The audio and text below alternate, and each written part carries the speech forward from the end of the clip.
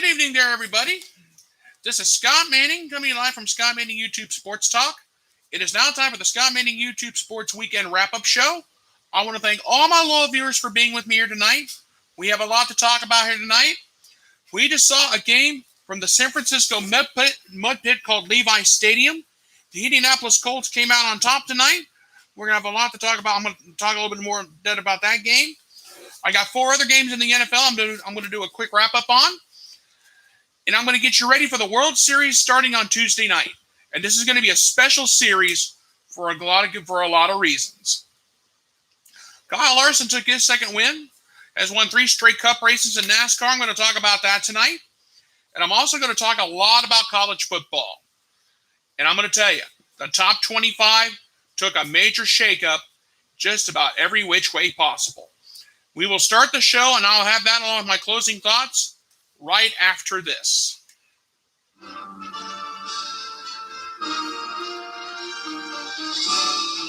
Spanning the globe to bring you the constant variety of sport, the thrill of victory, and the agony of defeat. The human drama of athletic competition. This is ABC's Wide World of Sport.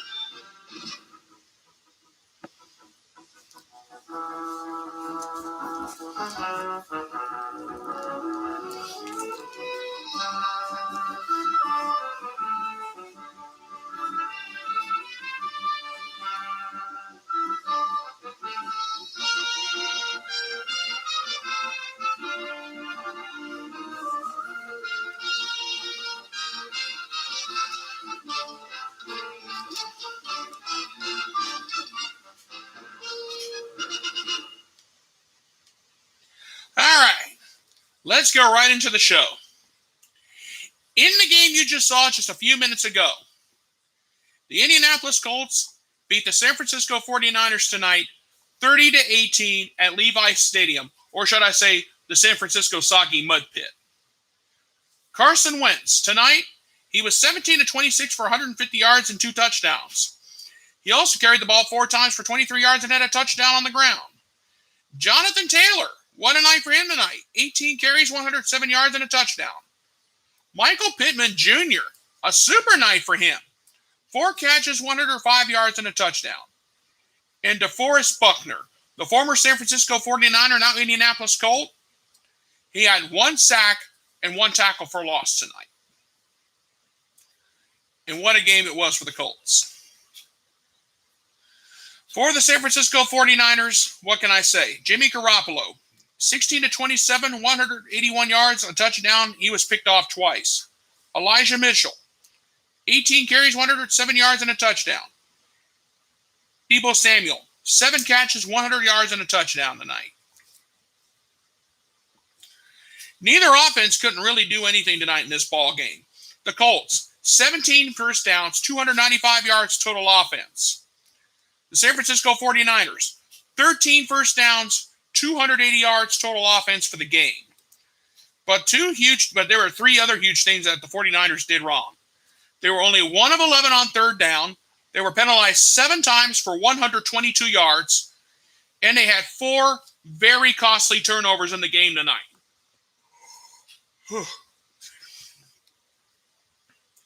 The 49ers lost this game just about every which way how. And that's the truth. I'm not going to sit here and lie and say something that ain't true. And it was true. The 49ers lost this game every which way possible tonight. The Colts got a huge win tonight, and it was a biggie. Now the Colts are back to 3-4. They're still under 500. But a win tonight over the 49ers was a good win tonight. That's all I can say about this game. This game was just everything but. In all honesty, I can see the Colts having a good season. I really can. If they can recover, they can be a team to beat. All right. let's move on. Now, I got 4 games I'm going to do a quick wrap-up on here in the NFL tonight, and then we're going to move on to other things. The Cincinnati Bengals proved that they are the best team in the NFC North with a 41-17 victory over the Baltimore Ravens today. Joe Burrow, 23 of 35, 416 yards, 3 touchdowns, and an interception. Joe Mixon, 12 carries, 59 yards, and a touchdown. Jamar Chase, 8 catches, 201 yards, and a touchdown on his own. Sam Hubbard became the sack machine. He had 2.5 sacks and 2 tackles for loss today in the Bengals' victory over the Ravens. It was a 41-17 victory, and they got it done. And that's all that matters. The NFC North is going to be tight all the way to the end of the season. I've got that feeling. Just real quick, the Tennessee Titans beat the Kansas City Chiefs today 27-3. Ryan Tannehill, he was 21 of 27, 270 yards, a touchdown, and an interception. A.J. Brown, 8 catches, 133 yards, and a touchdown of his own. Danico Autry, 2 sacks, 2 tackles for loss today. That was huge. The Titans are the only team above 500 in the AFC South. Are the Titans that good, or is it just the rest of the South is pathetic? That remains to be seen. In the only real intriguing game of the day, the Las Vegas Raiders beat the Philadelphia Eagles today 33-22. Derek Carr, he was almost dead solid perfect. 31 of 34, 323 yards, 2 touchdowns, and an interception. Kenyon Drake, 14 carries, 69 yards, and a touchdown. Josh Jacobs, 68 total yards and a touchdown of his own. Forrest Monroe, 6 catches, 60 yards, and a touchdown. Brian Edwards, 3 catches for 43 yards and a touchdown of the day. And Yannick Ngaki was a sack machine today. 2 sacks, 2 tackles for loss. The Las Vegas Raiders are in sole possession of first place in the AFC West in the first time in forever. Doesn't matter where the Raiders organization was. It could be. I'm thinking about Oakland, LA, now Las Vegas. Al Davis right now is probably up in heaven singing Viva Las Vegas. That's how I feel right now. In the last game I'm going to do a quick wrap on. The Arizona Cardinals, the only team left unbeaten in the NFL so far, beat up the Houston Texans today 31-5. Kyler Murray, he was 20 of 28, 261 yards, 3 touchdowns, and an interception. James Conner, 10 carries, 64 yards, and a touchdown. Zach Ertz, 3 catches, 66 yards, and a touchdown. DeAndre Hopkins, 7 catches, 53 yards, and a touchdown of his own. And Christian Kirk, 4 catches, 50 yards, and a touchdown. Marcus Golden was the golden sack machine. 2 sacks, 1 tackle for loss today. So to repeat, the Cincinnati Bengals and the Baltimore Ravens are going to battle for the AFC North. The Tennessee Titans proved that they are that good. Or is it the rest of the AFC South is bad? The Las Vegas Raiders proved why they are the best team in the AFC West. And the Arizona Cardinals are proving why they're the only team left undefeated in the NFL so far. Okay, that is the NFL portion of this show. I'm going to get out of the NFL system right now. Now, let's talk about the World Series. The Atlanta Braves are facing the Houston Astros in this best of 7 for the World Crown. Game 1 will be on Tuesday night, and the starters have been announced for the opening game of the Fall Classic. For the Atlanta Braves, Charlie Morton will be taking the mound. During the regular season, he had a 14-6 record with a 3.34 ERA, 216 strikeouts to his credit. But in the postseason so far, Morton is 0-1 with a 3.77 ERA, and he does have 19 strikeouts to his credit. And for the Houston Astros, they are sending Framber Valdez to the mound. During the regular season, he had an 11-6 record with a 3.14 ERA and 125 strikeouts to his credit.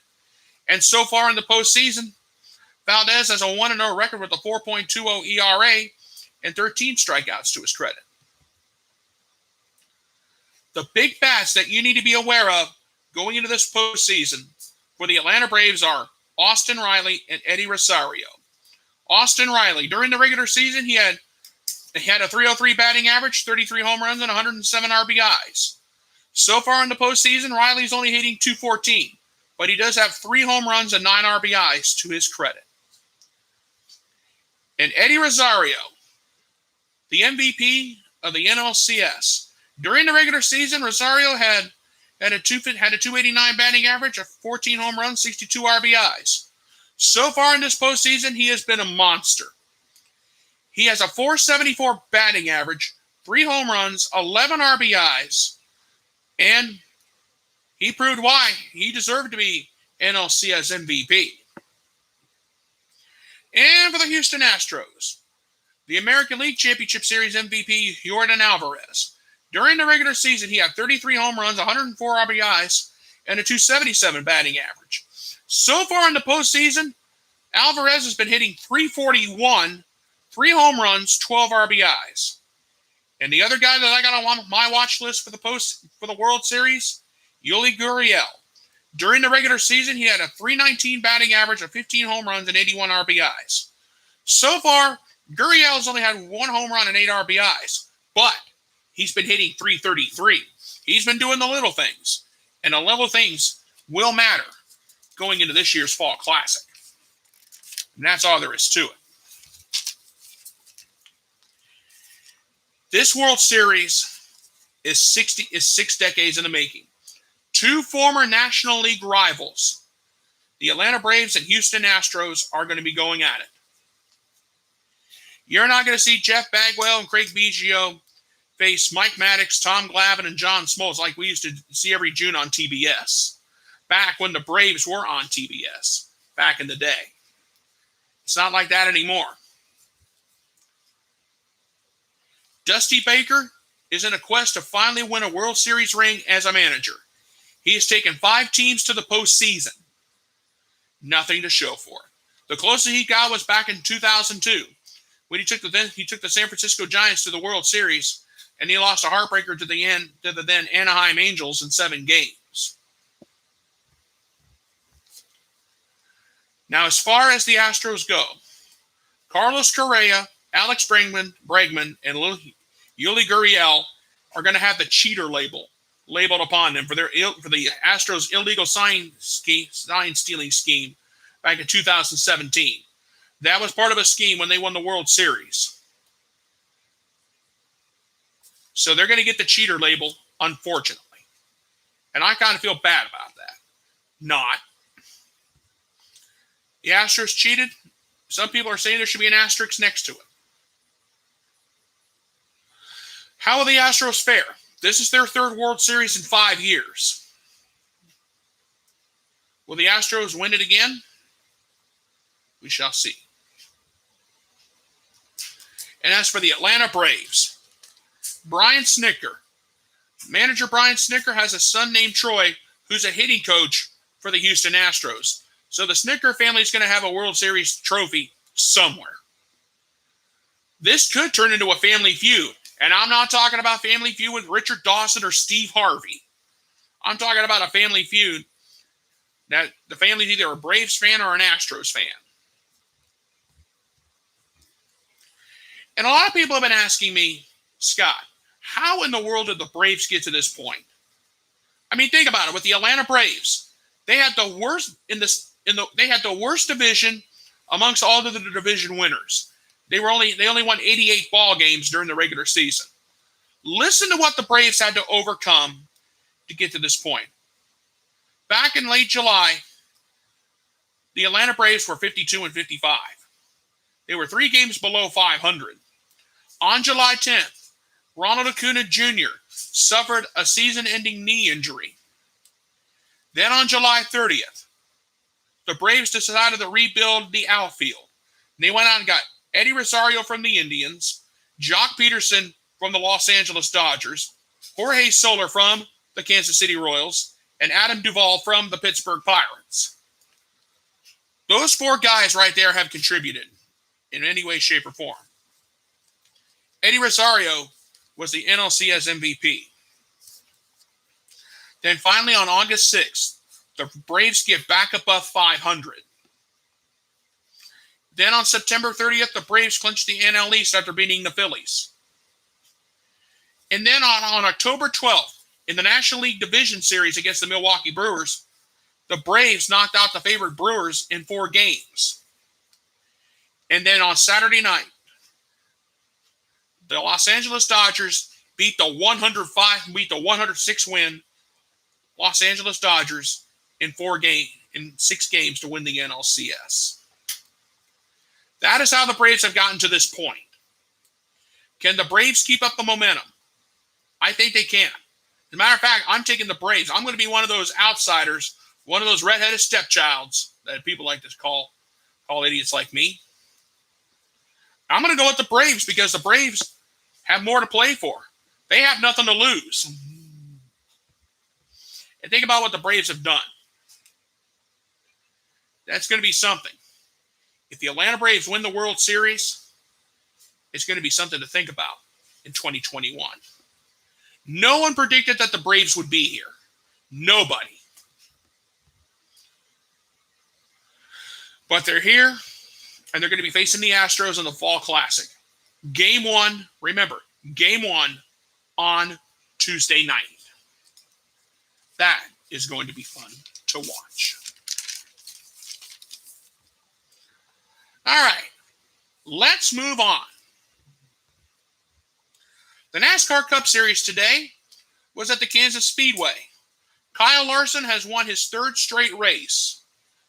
He won the race today. He's won 3 in a row. Chase Elliott finished 2nd.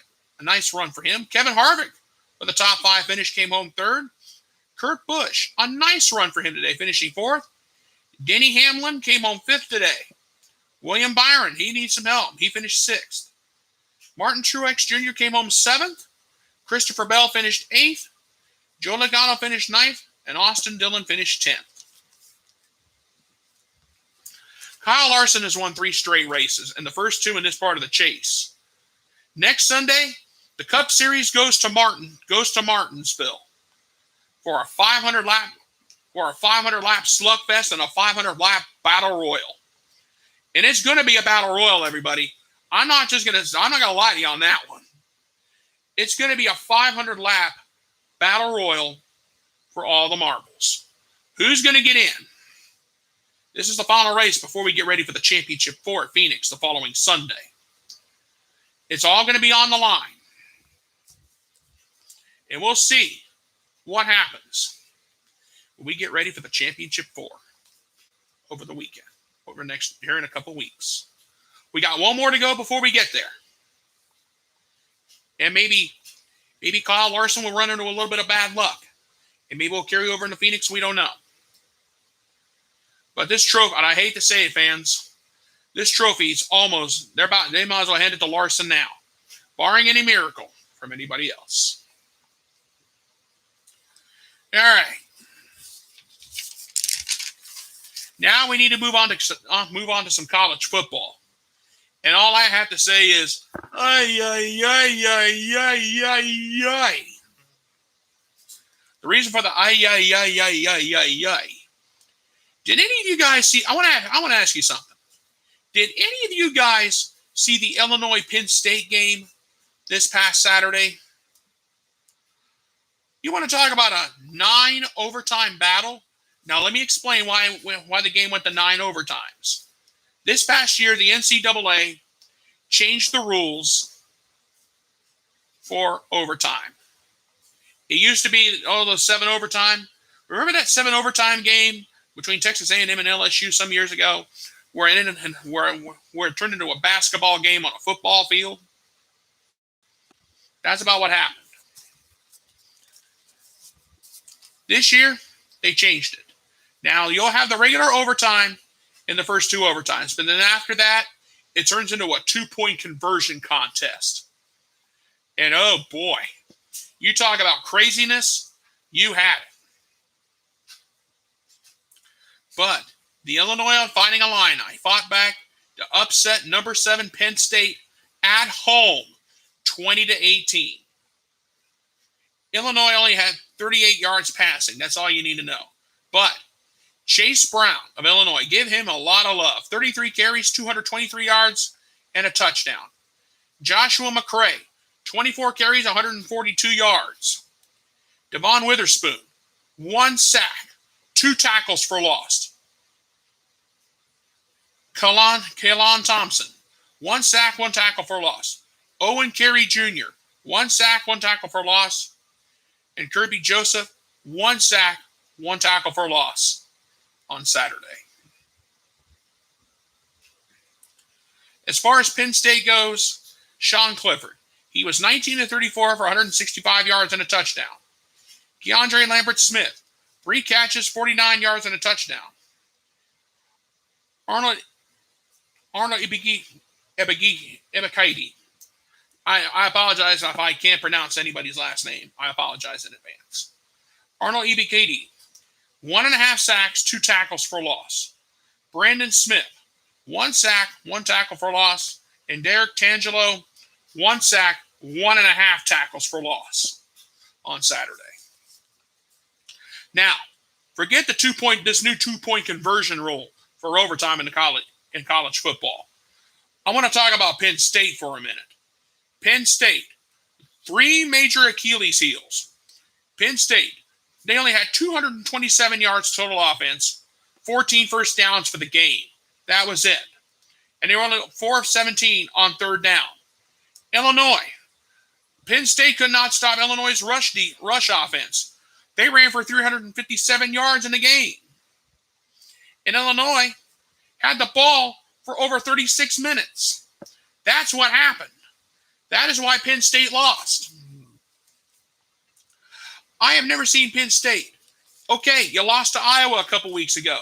You were a 25.5-point favorite against the Fighting Illini of Illinois, and you can't play better than that?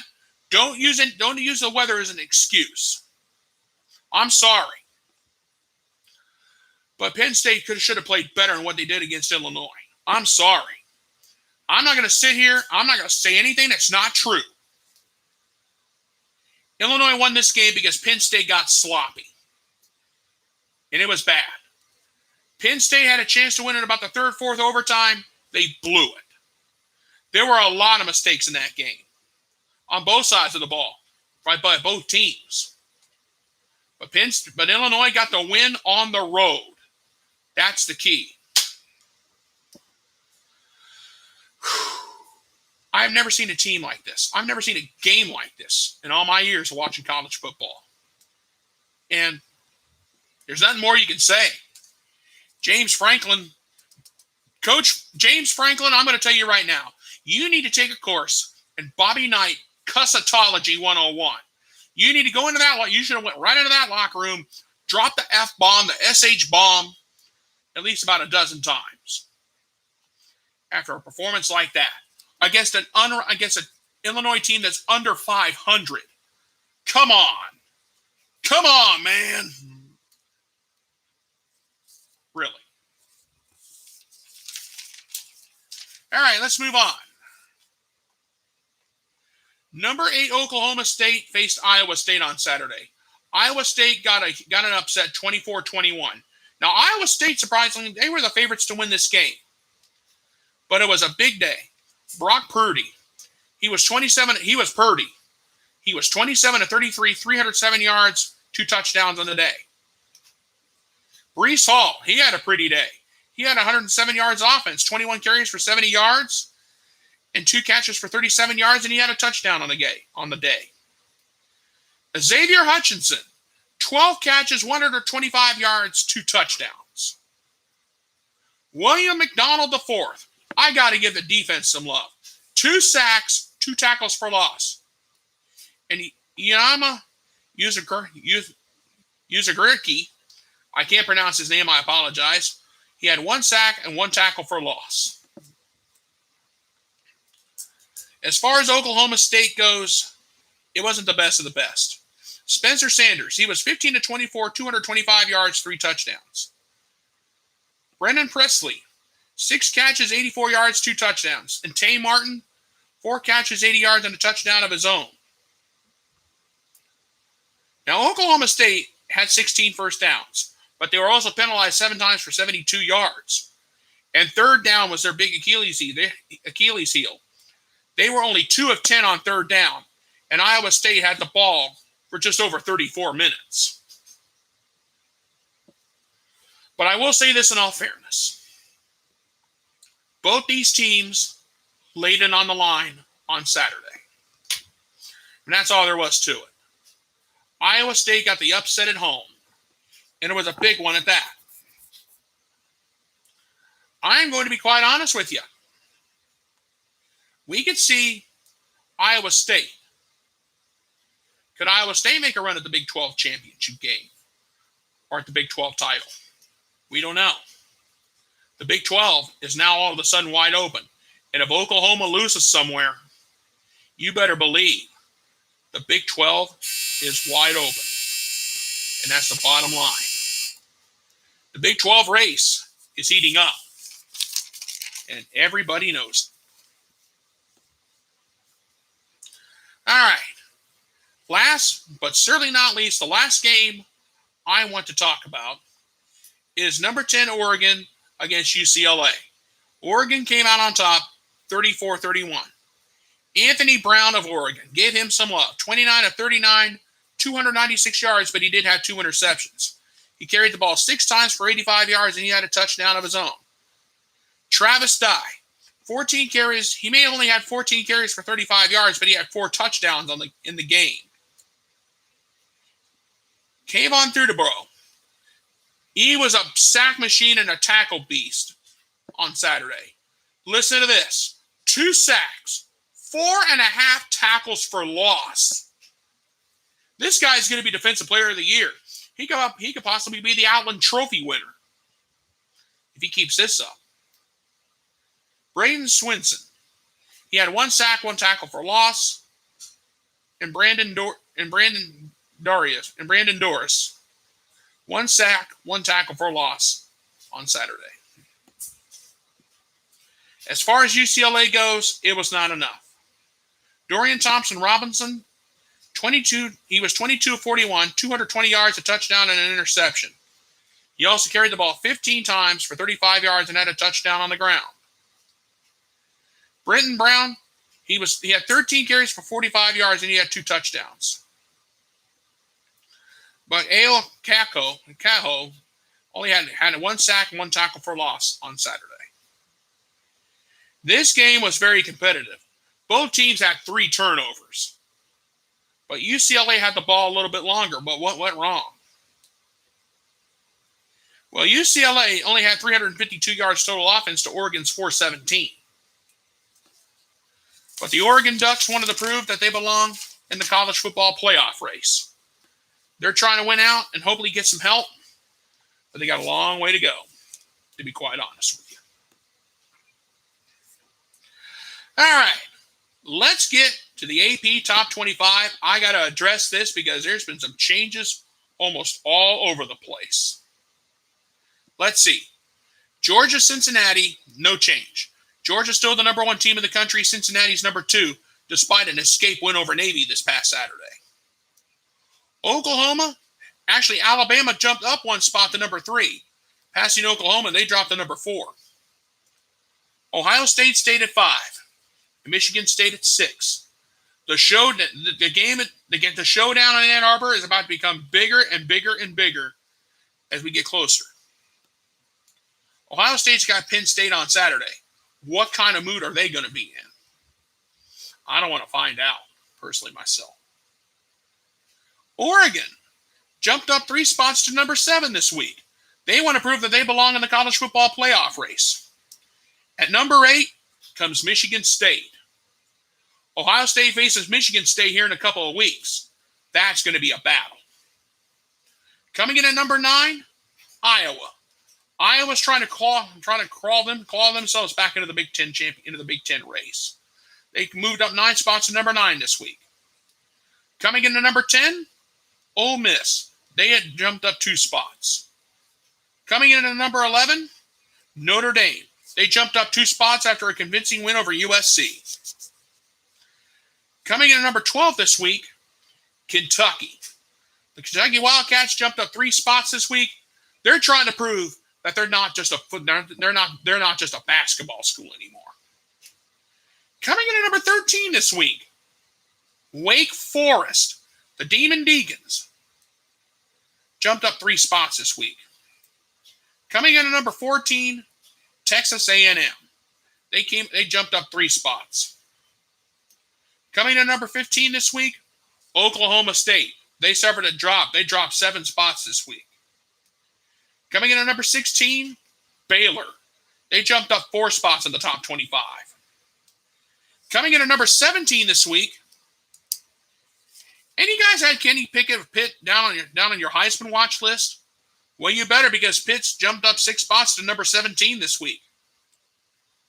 Auburn, after a big win, they jumped up 1 spot to number 18. The battle between Alabama, Auburn, and the Iron Bowl, in the Iron Bowl showdown at the end of the year, could become very important. Look out. Coming in at number 19 this week, SMU. They jumped up 2 spots this week. Coming in at number 20, the biggest loser of the week, Penn State. They dropped 13 spots in the top 25. Coming in at number 21, San Diego State. They moved up 1 spot. And coming in at number 22, Iowa State. Welcome back to the top 25, guys. You earned it after that upset win over Oklahoma State. And coming in at number 23 this week, it's University of Texas San Antonio. They moved up 1 spot this week. And coming in at number 24, Coastal Carolina. They dropped 10 spots after a Tuesday night loss to Appalachian State. And coming in at number 25, and welcome back to the top 25, by the way, the BYU Cougars. BYU is back in the top 25.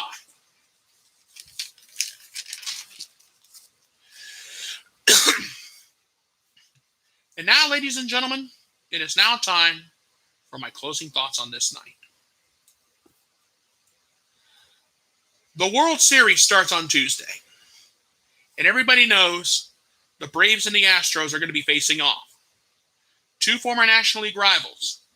It's not TBS in June. You don't have Pete Van Waren, Skip Carey, Ernie Johnson going crazy in the broadcast booth. But to see the Braves back in the World Series for the first time in 22 years is something very special. If the Braves win the World Series this year, I will be very shocked and I'll be very happy. I'm taking the Braves. I want the Braves to win this so bad because of everything they had to go through to get to this point. And I'll tell you what, after what I've seen so far from the Braves in this postseason, I think they can do it. They upset the heavily favored Milwaukee. They upset the favored Milwaukee Brewers in 4. The Braves beat the 106-win Los Angeles Dodgers in the NLCS to get to the Fall Classic. And as for the Houston Astros, the cheater label and the cheater chance will be coming out when the Astros and the Braves, when the series moves to Atlanta for games 3, 4, and 5 over this next weekend. Whoever wins this year's World Series is going to earn it. If the Braves win it, that would be a comeback story that will have everybody talking. And that's the bottom line on this night. Okay, folks, I'm going to go ahead and get on out of here. I want to thank you guys so much for being with me here tonight. Please subscribe to my YouTube channel. My name is Scott Manning. All you have to do is type my name, scroll down, look for this pretty face, click subscribe, and you will see all the sports videos I have done so far. I want to thank you guys so much for being with me here on this night. Thank you so much for being with me, and God bless. Good night, everybody, and I thank you.